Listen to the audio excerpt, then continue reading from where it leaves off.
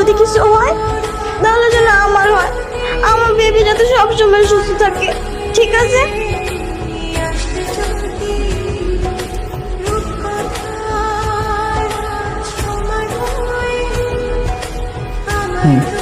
আচ্ছা, আপনারা থাকুন, শুধু আপনি আমার সাথে আসুন।